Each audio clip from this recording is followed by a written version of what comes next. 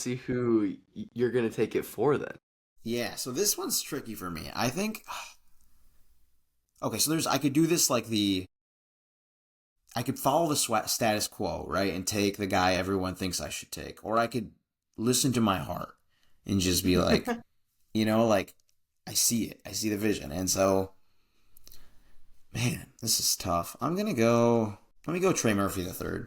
Okay, so you're going to listen to your heart. Wow. Yeah, because I know what the status quo would say. It would probably say one of the two guys has already been an all-star, but I'm saying the Toronto Raptors should have selected Trey Murphy III instead of Scotty Barnes. One second here. Let me pull up a little stat for you guys that I made once upon a time when I was writing for sportscasting.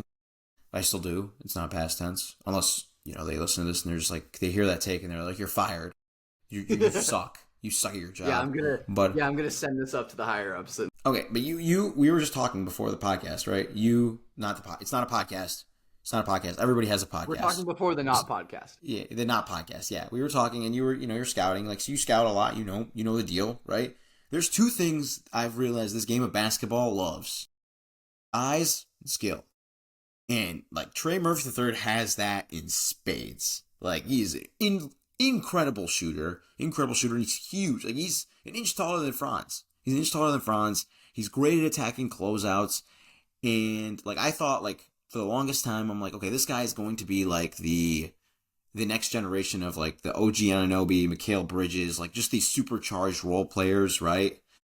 But this year he showed us he's better than that. Like, he upped his scoring volume while maintaining his efficiency on a team that was just like depleted. Like, they could not like keep healthy. They did not have any like semblance of like real players out there for most of the season.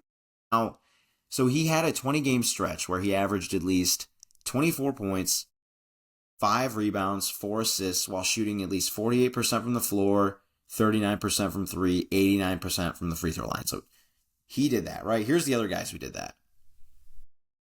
Who've done that, right? You got Larry Bird. He's got 12 All-Star appearances, Hall of Famer, right? Bird. Jimmy Butler. Awesome. Jimmy Butler. He's pretty good. Steph Curry. DeMar DeRozan. Kevin Durant, Joel Embiid, Paul George, James Harden, Kyrie Irving, Nikola Jokic, Kawhi Leonard, Damian Lillard, Chris Middleton, Chris Mullin, Paul Pierce, Jason Tatum, and Dirk Nowitzki. That's the only other guys who've done it. Those are some good players. Those are all really good players, right? Those are some all right players. Yeah, and so I'm like sitting here, I'm like, okay, so he's got all this offensive juice, right? Like, he is, he has a ways to go as a playmaker. He's not very good at navigating tight spaces with his handle yet, but he can finish. He's got, great explosiveness, right? He was second place in the dunk contest a couple of years ago.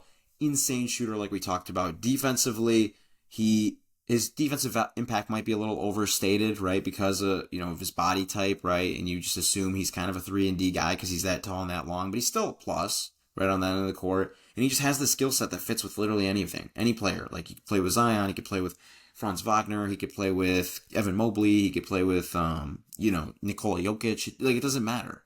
And so I'm just sitting there like, yeah, there's two guys for sure who are more accomplished than him that I haven't picked yet, but I see the upside there.